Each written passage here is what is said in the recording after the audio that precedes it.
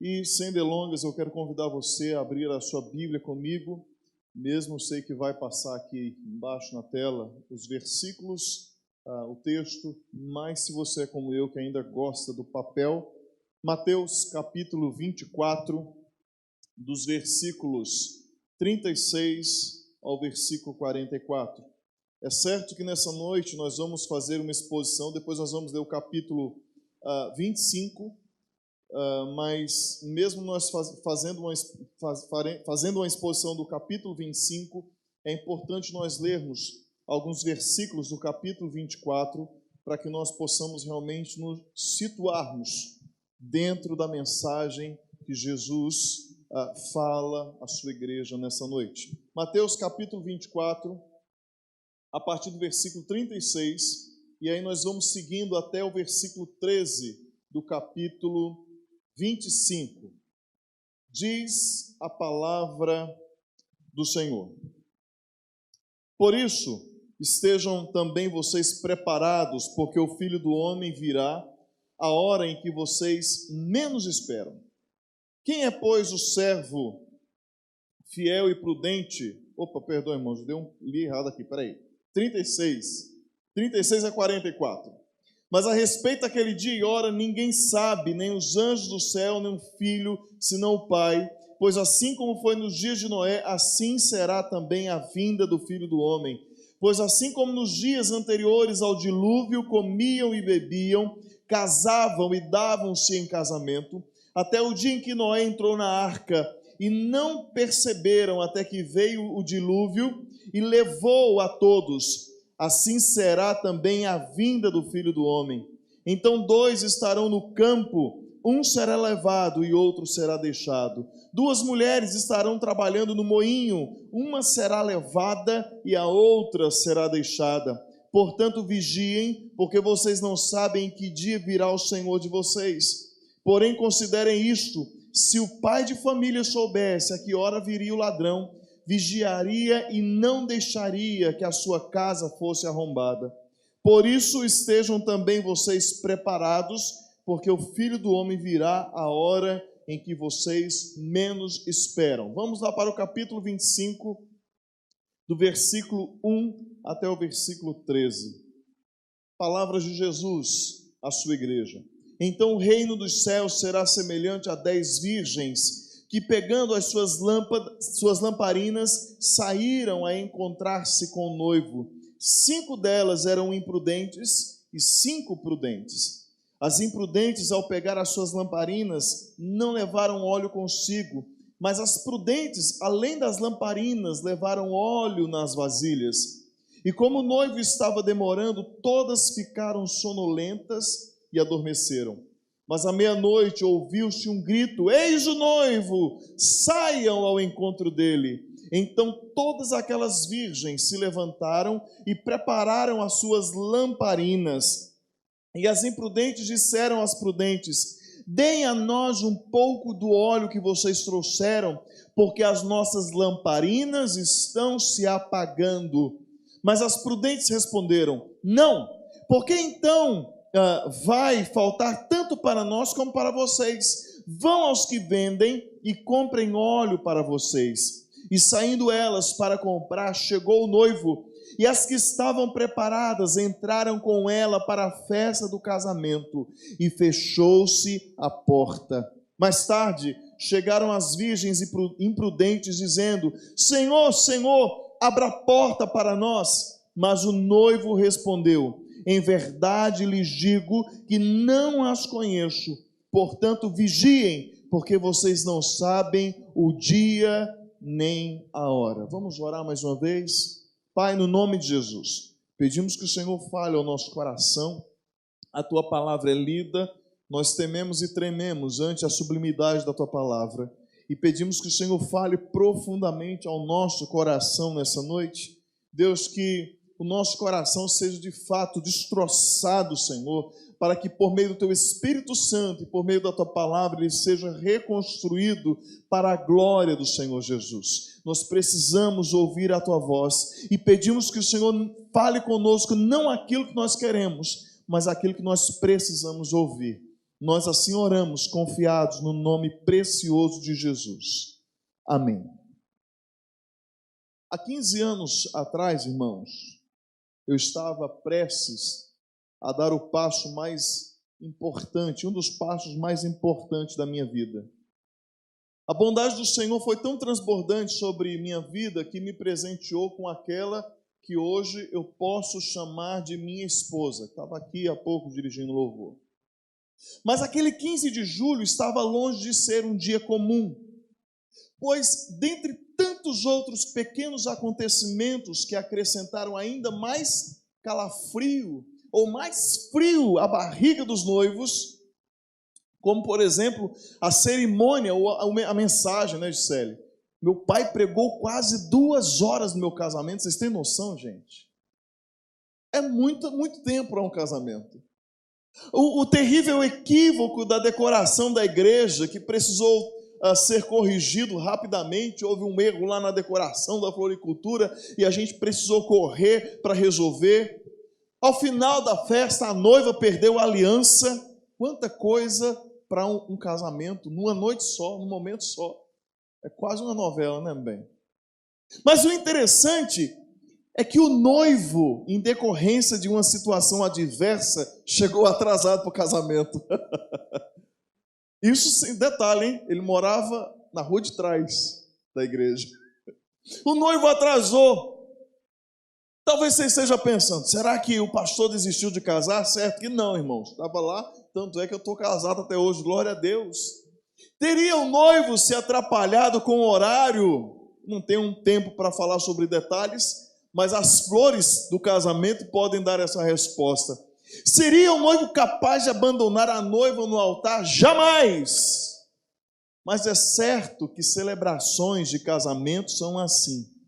Independente da cultura onde as pessoas estão inseridas, existem riscos de que algum imprevisto apareça e tente atrapalhar o dia dos sonhos de qualquer casal.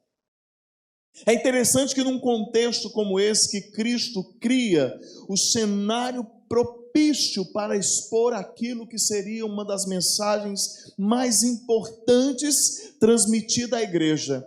Não apenas para a igreja do primeiro século, mas para a igreja em todas as eras vindouras. Que mensagem é essa? A mensagem de que ele retornaria, de que ele voltaria, de que o noivo virá.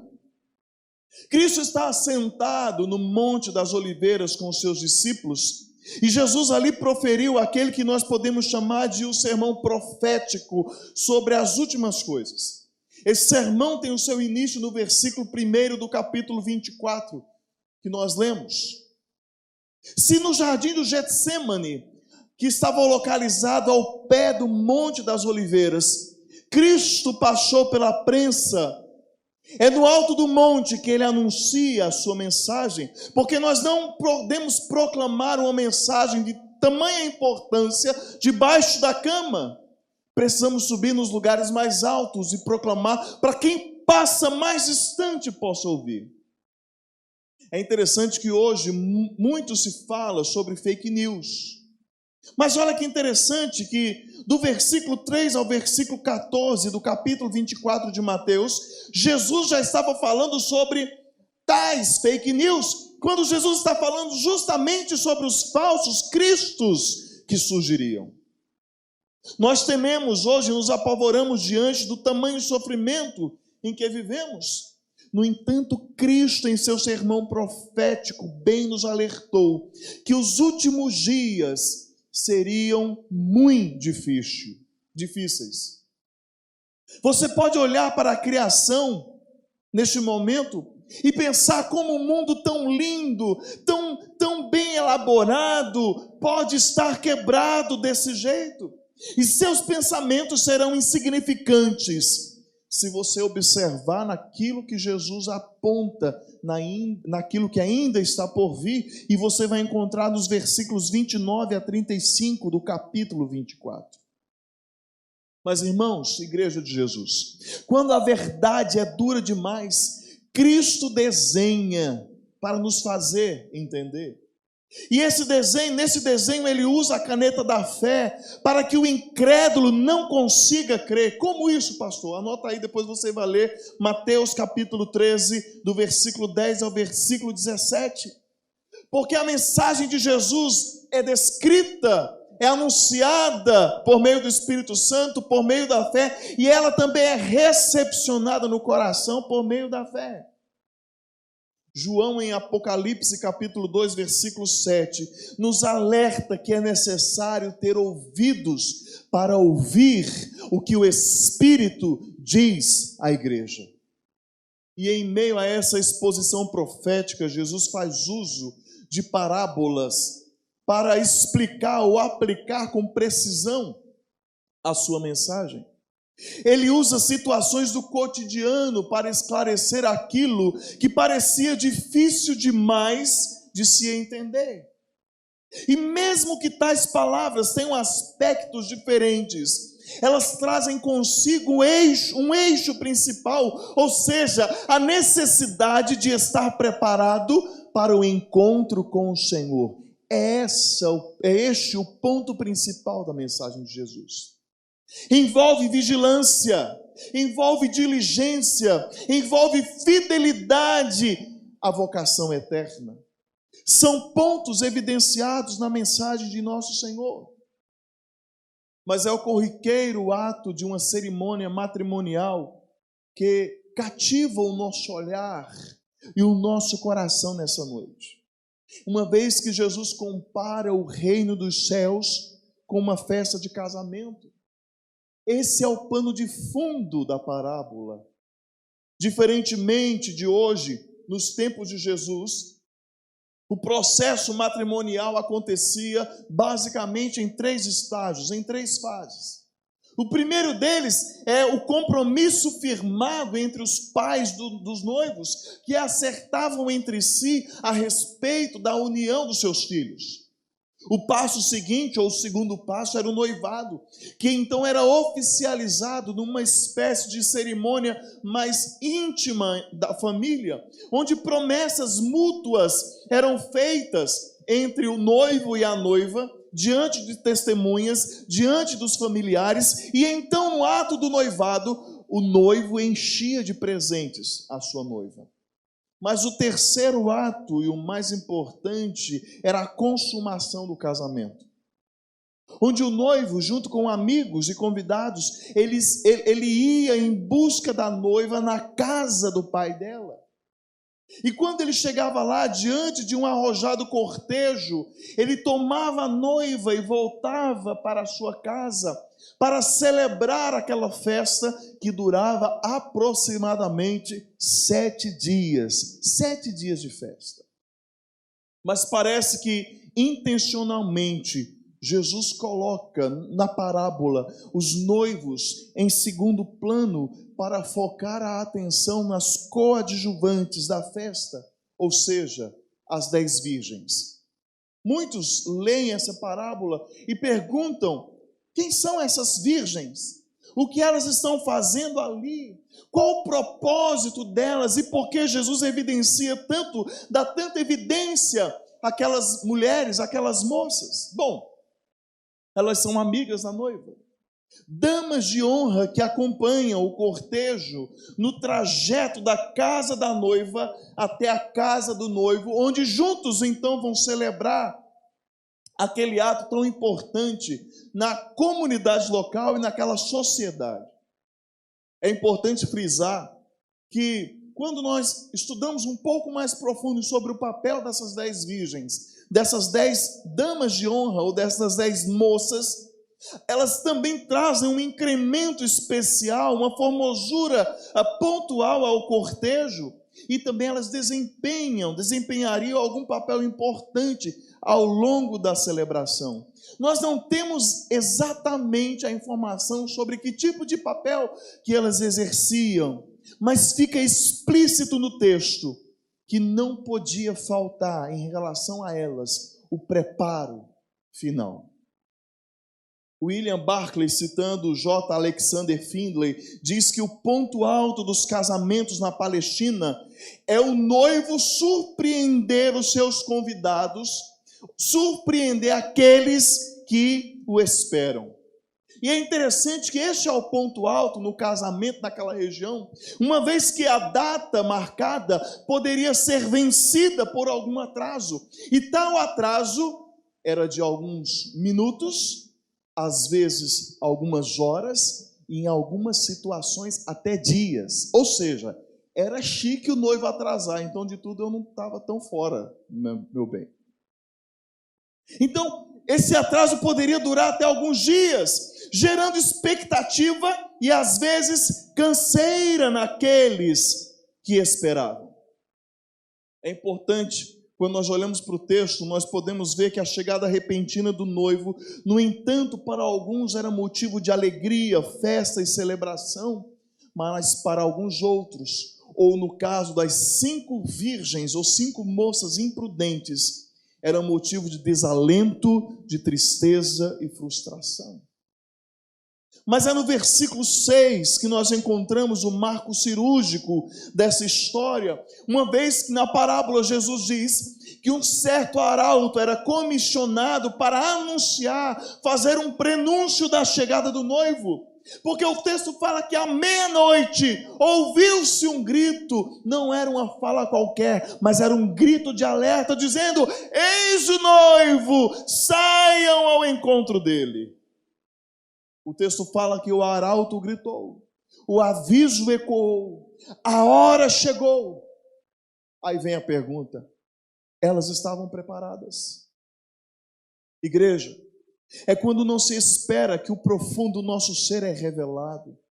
É quando não se espera que a verdade venha à tona. É quando não se espera que o nosso coração é posto à prova. E aí nesta noite nós vamos conversar exatamente sobre esta pergunta. E quando chegar a nossa hora?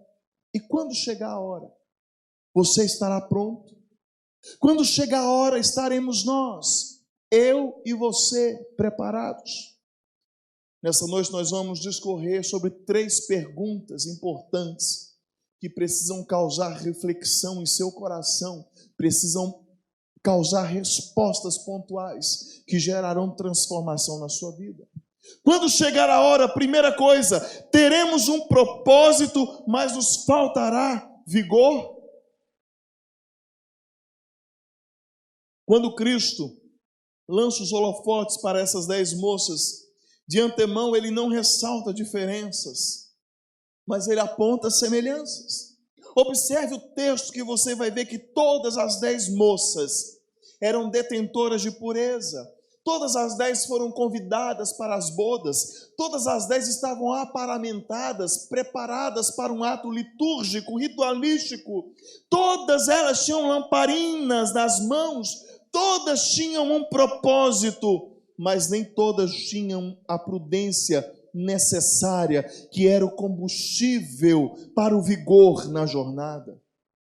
Ou seja, o óleo que o texto fala que serve como um combustível para manter as lâmpadas ou a lamparina acesa. A posteriori, Jesus mostra essa diferença vital. Quando ele anuncia que 5 dessas moças eram prudentes e as outras 5 eram imprudentes. Está no versículo 2 do capítulo 25. Enquanto as prudentes cuidaram de todos os detalhes, incluindo a reserva de óleo, que abasteceria suas lamparinas para o percurso na noite escura, as imprudentes se acomodaram. Mesmo cuidando de muitos detalhes, esqueceram de um. E isso lhes pesou severamente. Faz-se bem lembrar que as consequências que essas 5 imprudentes colheram não foi porque faltou uma coisa, mas foi porque faltou o cuidado com o todo.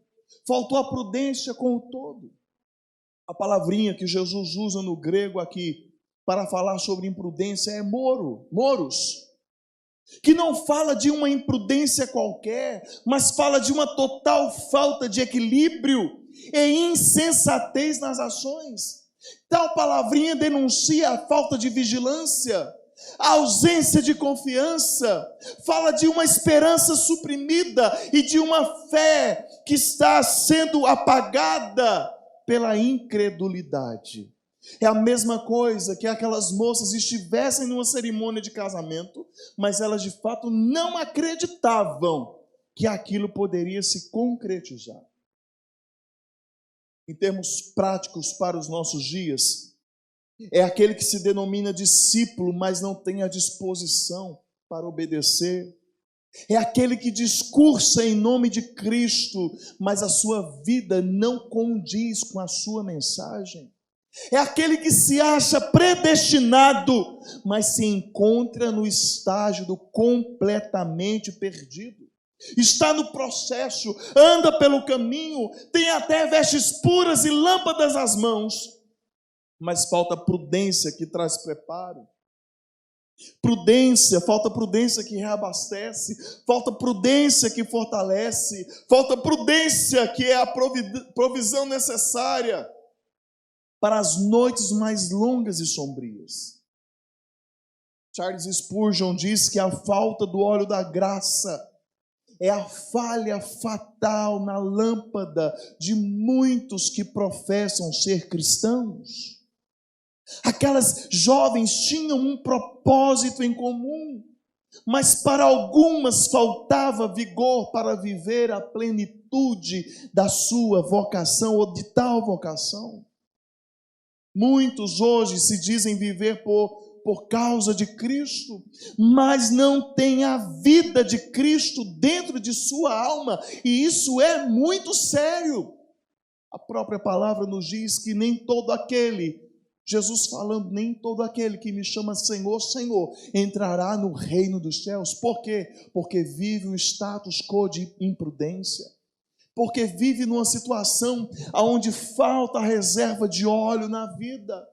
Falta o alerta necessário na caminhada. E uma vez que falta óleo, o próprio texto diz que as lamparinas ou as lâmpadas começam a se apagar. Elas pedem às prudentes, nos dê um pouco do seu óleo, porque as nossas lâmpadas estão se apagando.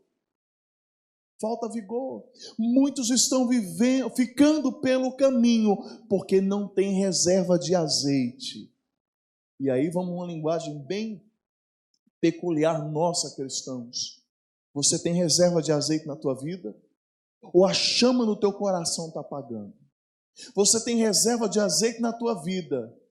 Ou o pavio que está aceso no seu coração está sendo suprimido pelas trevas que andam rodeando o seu coração?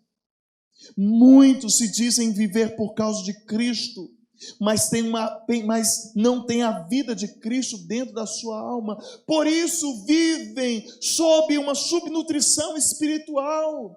São raquíticos na fé e a luz da esperança eterna está por se apagar. Sabe por quê? Porque falta a reserva de óleo na vasilha. Tem um brilho e uma luz aparente, mas que não permanece e nem pode permanecer.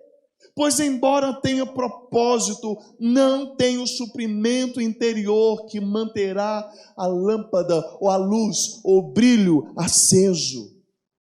Meu querido irmão, minha querida irmã, Igreja de Jesus, a mensagem é muito direta e reta, certeira. A volta de Jesus, ou aquilo que nós chamamos tecnicamente da parousia, ou retorno do rei, não é um mito. Não é uma brincadeira. Ou você se prepara para esse evento, ou seu propósito não lhe conduzirá até lá, porque vai lhe faltar vigor. E cá entre nós, não deixe sua mente devanear sobre, não, mas eu fui salvo. Espera aí, quem de fato é salvo tem reserva de azeite para a sua lamparina. Observe a sua vida. Quando chegar a hora, você vai ter um propósito ou vai lhe faltar vigor? Segunda coisa. Quando chegar a hora, segunda pergunta pertinente a nós essa noite. Nós seguiremos em frente ou buscaremos atalhos? Versículo 8 do capítulo 25, a palavra do Senhor nos diz: deem a nós um pouco do óleo que vocês trouxeram, as imprudentes pedindo às prudentes, porque nossas lamparinas estão se apagando. Para muitos, o caminho do atalho é mais desejoso do que a prevenção. No entanto, não se pode, irmãos, seguir adiante se encostando no preparo alheio. Ninguém entra no céu de carona. Tem uma música, foi gravada nos anos 2000 por uma dupla sertaneja chamada Os Levitas. E eles cantam. A música diz o seguinte: eu quero ir para o céu, nem que seja de carona. Não entra. Mas de jeito nenhum, você não entra. Segundo Sproul, um grande teólogo do nosso tempo, ele diz que ninguém pode entrar no reino de Deus pegando carona com quem tem fé genuína. Não é possível confiar na fé do pai, da mãe, da esposa, do marido, dos filhos ou de qualquer outra pessoa. Isso sempre será uma tentativa fracassada por uma via fácil, é um atalho, vai te conduzir à perdição. E mais uma vez, não é uma afirmação anulando a doutrina da salvação pela graça, não, irmão, de jeito nenhum. Mas aquele que verdadeiramente é salvo em Cristo Jesus, sabe que os atalhos não lhe conduzirão ao céu. Uma vez que tem um entendimento que a porta é Jesus, como nos descreve João no capítulo 10, versículo 9, e como já foi mencionado, uma vez salvo, tem em si a consciência da responsabilidade que não pode faltar óleo na sua vasilha. O preparo, irmãos, é resultante desse processo de salvação. Como mencionado anteriormente, Cristo faz menção em primeiro lugar às semelhanças daquelas 10 jovens, daquelas 10 moças, daquelas 10 virgens, que não se destaca apenas pelos pontos positivos, mas também recebe o enfoque necessário pelo prisma da adversidade. No versículo 5 do capítulo que nós lemos, fica claro que diante da demora do noivo, todas elas, as prudentes e imprudentes, se cansam e acabam dormindo, pegando no sono.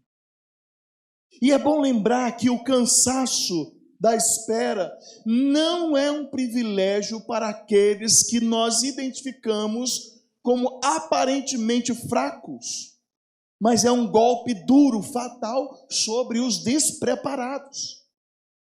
Até mesmo as virgens prudentes, diante do árduo processo de espera, pegaram no sono, adormeceram. Nós podemos, inclusive, remontar tal cenário em nossos dias, pelo fato de que a igreja passa justamente por esse processo de espera. Visto que a igreja do século 21 é uma igreja sonolenta, dormente, trôpega. É uma igreja que anda cochilando. E se você está cochilando na sala de casa, acorda, irmão, em nome de Jesus. A igreja do século 21 é uma igreja acomodada, uma igreja que busca conforto, é uma igreja que busca o aconchego do sono. Mas ao soar do grito, eis o noivo, saiam ao encontro dele. Esse grito revelará o profundo. O grito denunciará que a aparência nunca, preste bem atenção, a aparência nunca será suficiente. Você pode ter cara de crente, você pode ter rosto de discípulo, você pode se vestir como tal, você pode até falar como tal, mas se faltar reserva na vasilha, há imprudência no seu coração. Se faltar reserva de óleo na sua vasilha, você pode, de fato, estar buscando atalhos para a sua vida. Diante da espera, todas aquelas jovens dormiram, mas quando chegou a hora, as prudentes estavam prontas. E as nécias, as imprudentes, ou popularmente falando, as loucas, estavam atrapalhadas. As prudentes tinham provisão e as loucas estavam debaixo de presunção. As prudentes seguiram adiante para as bodas e as imprudentes optaram pelo atalho que inclusive tirou elas do caminho. E olha o que nos diz o versículo 10 do capítulo 25, que elas saíram para comprar óleo. Só que na saidinha o noivo chegou, e quando o noivo chegou, as que estavam preparadas, o texto diz que elas entraram para a festa do casamento, e então a porta se fechou. Viu só? É o atalho. O atalho se mostrando uma nova via, uma terceira via. Meu irmão, é um caminho alternativo que dá no abismo. É um caminho alternativo que você vai dar com a cara na porta fechada. É a mensagem desejada aos ouvidos, que não serve de alerta, nem aponta na direção do céu. Quem escolhe a via do atalho assina um atestado de quem quer ficar para trás. E quando chegar a hora, você vai estar pronto? Quando chegar a hora, você vai estar disposto, vai estar pronto para seguir adiante? Ou você vai ter que recorrer à terceira via, a via do atalho? Nessa noite o Senhor fala ao meu e ao seu coração. Prepara a reserva de azeite, a reserva de óleo na tua vasilha, não permitindo que a luz da lamparina na sua vida se apague. E quando chegar a hora, você vai estar preparado? Terceira pergunta para nós hoje. E quando chegar a hora, seremos reconhecidos por Cristo ou seremos rejeitados por Ele? Em uma cultura de inclusão, falar de rejeição, irmãos, é quase que um crime. É quase que um crime. Mas é uma realidade que não se pode negar de jeito nenhum. Olha o que o texto nos diz, capítulo 25, versículo 10 a 12. Fechou-se a porta. Mais tarde chegaram as virgens imprudentes, dizendo: Senhor, Senhor, abra a porta para nós. Mas o noivo respondeu: em verdade lhes digo que não as conheço. Que declaração pesada. Nós, irmãos, eu e você, nós somos habituados a fazer concessões, a abrir exceções, a dar um jeitinho em tudo. Com Cristo não é assim. Cristo não dá jeitinho para ninguém. Segundo Mateus capítulo 7, versículo 13 e 14, a porta da graça é estreita e o caminho da salvação é apertado, mas a porta continua aberta e o caminho continua acessível hoje. Mas a dura mensagem é que um dia essa porta vai se fechar. E a nossa lamúria, as nossas reclamações não terá valor, não terá sentido algum. Aí eu pergunto para você, você vai pagar para ver? Você vai querer mesmo pagar o preço disso? Infelizmente, irmãos, como aquelas donzelas imprudentes, muitos hoje em dia só dão valor às bênçãos quando elas já não estão mais disponíveis, já não estão mais ao nosso alcance. E então, lamentando o tempo perdido, em vão, muitos buscam um conserto do qual não se pode achar. A porta da graça, o chamado de Cristo, o alerta de Jesus para a nossa vida está sendo dado hoje. Você vai esperar para amanhã? Irmão, que duro será ouvir tais palavras dos lábios de Jesus. Já pensou você ouvir da boca do noivo, da boca de Jesus? Em verdade lhes digo que não vos conheço.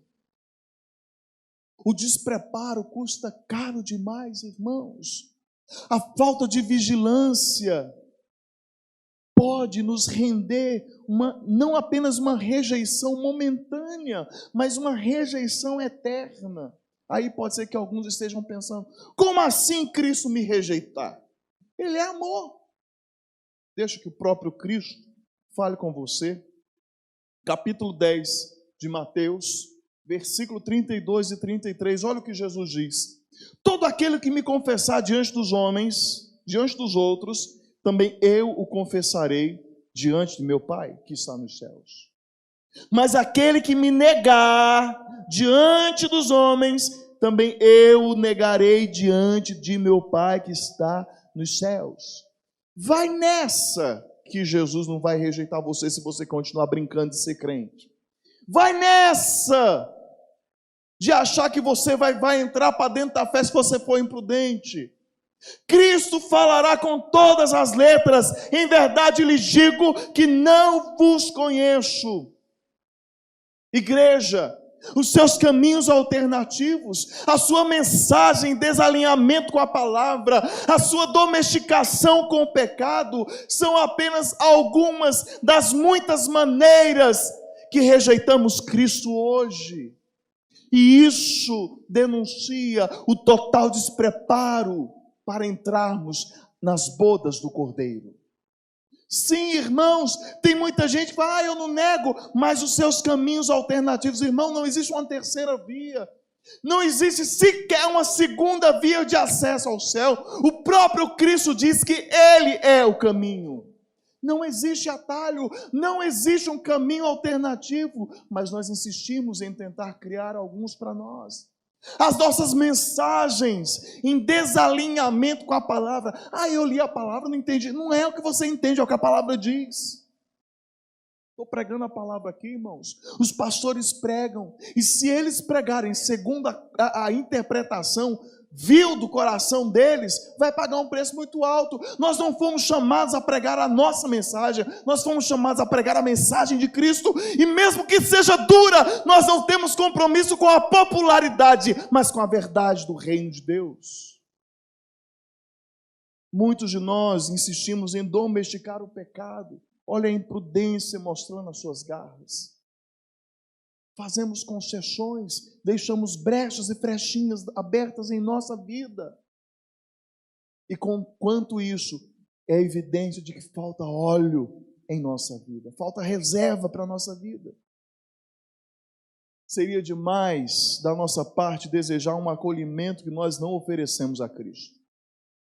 Quando a hora chegar, irmãos, os despreparados gritarão por misericórdia, assim como na época do dilúvio, como muitos gritaram por Noé. Está lá no texto que nós lemos do capítulo 24. Muitos gritaram, mas aí será tarde demais. Daqui a um tempo vai vir uma mensagem aí sobre Noé. Irmãos, muitos anos aquele homem ficou construindo uma arca, pregando uma mensagem, e as pessoas achavam que Noé era louco, era um desvarrido, era um subvertido social. Mas um dia a mensagem de Noé se cumpre. A chuva vem e o dilúvio alcança, mas a porta foi fechada por Deus e ninguém podia abrir. Vai chegar um momento que vai ser tarde demais. John Charles Hale diz que a porta será fechada de uma vez por todas, fechada sobre toda dor e tristeza, fechada para todo este mundo mau e ímpio, fechada para as tentações do diabo, fechada para todas as dúvidas e temores, fechada para os que escolheram o mundo e seus prazeres, fechada para nunca mais ser aberta. Eu não sei quanto a você, mas eu quero ser reconhecido por Cristo e não rejeitado por Ele. Não podemos, irmãos, não podemos brincar de ser crentes, não podemos brincar de sermos discípulos de Jesus, não podemos brincar de ser igreja, não temos mais tempo para isso. Eu não sei se você consegue ouvir o grito do arauto que está soando em nosso tempo. Nós não sabemos o dia nem a hora, mas o grito o suspiro do grito, o primeiro suspiro já começa a ecoar. Nós, em volta da nossa realidade de vida, estamos esquecendo ou deixando de lado a mensagem do retorno de Jesus. Cantamos nessa noite que Ele virá, que nós aguardamos o dia, mas será que de fato estamos aguardando, ou isso está apenas no campo da nossa imaginação? Como eu mencionei, eu não quero ser rejeitado por Jesus, mas eu quero ser reconhecido por Ele. E eu espero que nessa noite essa seja a sua oração, esse seja o desejo do seu coração. Ao invés de nós ouvirmos uma sentença de rejeição que diz: em verdade vos digo que eu não vos conheço, que nós possamos ansiar pela declaração de salvação descrita no mesmo capítulo 25 de Mateus, do versículo 34, que diz: vinde benditos de meu Pai, venham herdar o reino que está preparado para vocês desde a fundação do mundo. Eu não quero ser rejeitado por Cristo, mas eu quero ser aceito. Eu não quero ouvir da boca do meu Senhor: eu não te conheço, mas eu quero ouvir da boca do meu Senhor: venha, o reino é teu, entra, entra, entra, entra. Como está o seu coração? E quando chegar a hora, você vai estar preparado. Quando chegar a hora, como igreja, estaremos preparados. E para concluir nessa noite, eu não vejo a necessidade de fazer uma exposição de quem é o noivo, tendo em vista que o texto deixa isso totalmente explícito para nós nessa noite. Mas é importante alertar que nós vivemos no dia que se chama hoje o tempo da espera. Eu quero convidar os irmãos de louvor para cá. O tempo da espera. A igreja vive, é verdade, irmãos, a igreja no nosso tempo vive seu momento de sono, mas os sinais estão se apresentando um a um. O que nos resta no atual momento é a consumação do grito. E como eu já mencionei, será que nós já não estamos ouvindo o primeiro suspiro para este grito, para este momento? O retorno de Jesus, seja quando for que aconteça, pegará a humanidade de surpresa. Os negócios estarão seguindo normalmente, a vida estará em seu fluxo comum e natural, a política, o dinheiro, os interesses pessoais e a busca pelos prazeres estarão controlando a atenção dos homens, exatamente como hoje, como agora. A igreja ainda estará cheia de divisões e discussões insignificantes para o reino. A igreja ainda estará em suas conversas teológicas, controvérsias essas que ainda estarão em voga, que não tem sentido nenhum para o reino. Mas a pergunta é: e quando chegar a hora, você estará pronto? Mais uma vez eu faço minhas palavras de John Charles, que diz que na iminência da volta de Cristo, pregadores ainda estarão chamando os homens ao arrependimento e a igreja ao conserto, mas muitos continuarão ainda adiando o dia da decisão. Não perca o time, não perca o tempo, não esmoreça, não desista. Jesus voltará certamente, brevemente, pessoalmente, visivelmente, audivelmente, inesperadamente, repentinamente, inescapavelmente, gloriosamente. Nós não sabemos o dia nem a hora, mas precisamos estar preparados. E que nesse dia, assim como no dia do meu casamento, lembra que eu comecei essa mensagem falando sobre isso? Mesmo diante do meu atraso, quando eu encontrei a noiva, ela não estava apenas linda e formosa, mas estava completamente pronta e preparada para os braços do seu amado. Que quando Jesus voltar, nos encontre assim. Quando o grito ecoar: eis o noivo, você possa de fato sair ao encontro dele. Vamos cantar um trechinho dessa canção. Eu sei que o nosso contato é visual, mas eu convido você a fechar os seus olhos, mesmo em casa aí, enquanto cantamos um trechinho dessa canção. coloque seu coração em Deus, coloque a sua vida em Deus. E se está faltando reserva de óleo, é dia de pedir ao Senhor: Deus, restaura a minha vida hoje. É agora, Senhor. Não quero mais brincar de ser cristão, não quero mais brincar de ser crente, não quero brincar de ser discípulo. Eu quero ser prudente, eu quero estar preparado, eu quero ter reserva de azeite. Minha lamparina não pode apagar. Ore, é noite de restauração, é noite de cura, é noite de salvação, é noite de libertação, é noite de transformação, é noite de um despertamento de Deus para a sua vida. Aleluia.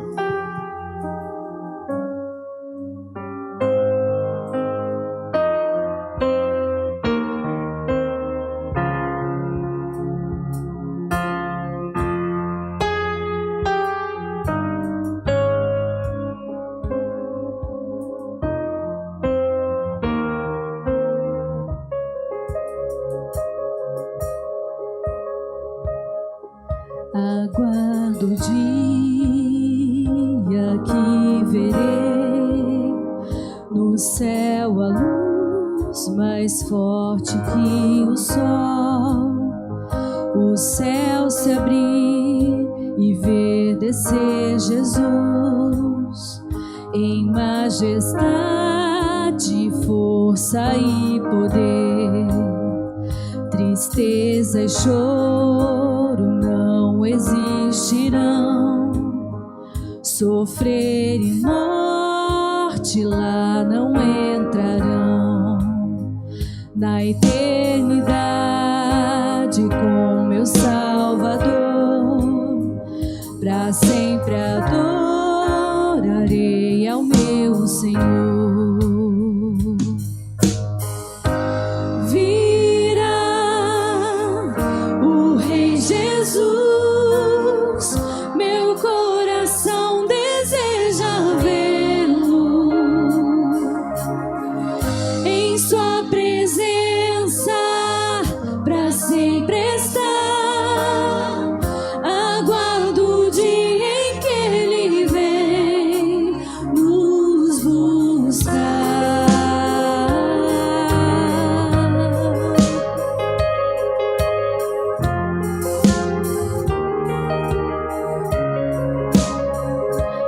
Junto aos santos me unirei, louvor eterno ali entoarei.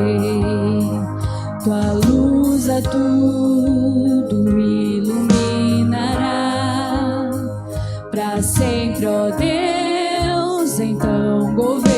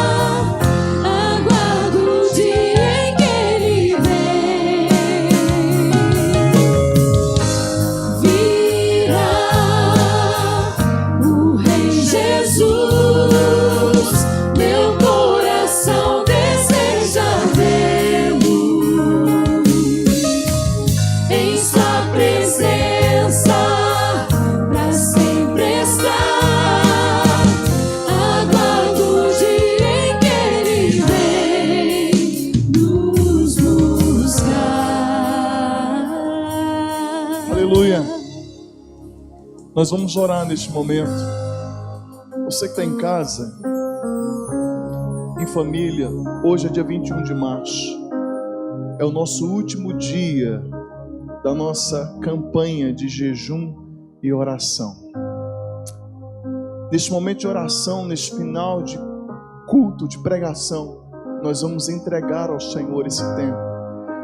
Muitos testemunhos surgiram de bênçãos, mas também de lutas, de vitórias, mas de dificuldades. Mas eu não tenho dúvida que Deus moveu sua boa mão sobre a vida da igreja. 21 dias, onde a igreja esteve orando e jejuando, onde a igreja esteve clamando ao Senhor, onde a igreja estava, eu creio, enchendo de óleo a reserva na vasilha. E nós vamos orar ao Senhor. Está com sua família em casa? Junta a família, abraça a família aí. Vamos orar. Vem, meus filhos estão aqui, vem cá. João Pedro, Nicolas, Henrique, vem aqui, vamos orar também. Gisele, vem aqui. Nós em casa fizemos o nosso jejum, as crianças também fizeram o jejum deles, e nós queremos entregar também ao Senhor, consagrar e também orar para que o Senhor traga despertamento sobre a nossa vida como igreja. Uma vez que essa palavra veio ao encontro do nosso coração, nós queremos, no nome de Jesus, consagrar, entregar ao Senhor esse tempo tão precioso na presença do Senhor, junto com a sua família, na sua casa. Nós vamos orar. Pai, no nome de Jesus, a tua igreja, Pai, espalhada pela cidade, fora dela, além das fronteiras de Mogi Guaçu, Senhor, juntos nós passamos esses 21 dias em jejum, em oração, nos consagrando ao Senhor. Nós queremos, Pai, com todo o nosso coração, entregar ao Senhor esse tempo. Nós queremos, Senhor, entregar como seja agradável diante de Ti. Deus, não é um ato de barganha, mas é uma consagração no processo que nós vivemos, onde Teu Espírito age com santificação. E neste momento, como igreja, nós queremos entregar esses dias onde nós estivemos quedados na Tua presença. Nós estivemos, Senhor, sacrificando, Senhor, o nosso físico para fortalecer o nosso espiritual. Estivemos, Deus, nos preparando, enchendo, Senhor, a reserva, Senhor, a nossa reserva de óleo, de azeite. E no nome de Jesus, nós entregamos a Ti, Pai. Que essa palavra encontre lugar no coração da Tua igreja. Que haja um despertamento nos corações. Nós não queremos, Senhor, no dia do Teu retorno, ouvir dos Teus lábios que o Senhor não nos conhece. Mas nós queremos ouvir: vinde benditos do meu Pai, possuir por herança o reino que vos foi preparado desde a fundação do mundo. No nome de Jesus, nós pedimos que essa palavra encontre lugar no nosso coração, que o Senhor mude histórias, que o Senhor mude a nossa vida, que o Senhor mude, Senhor, o nosso contexto, nossa realidade, e que nós possamos viver, se até aqui não temos vivido, que possamos viver a partir daqui, na perspectiva do retorno de Jesus, na perspectiva do reino, sabendo que o sofrimento está aqui, não pode ser comparado com a glória que há de ser revelada em nós. Nós oramos assim, confiados no nome precioso de Cristo Jesus, o nosso Senhor. Amém e amém, Jesus.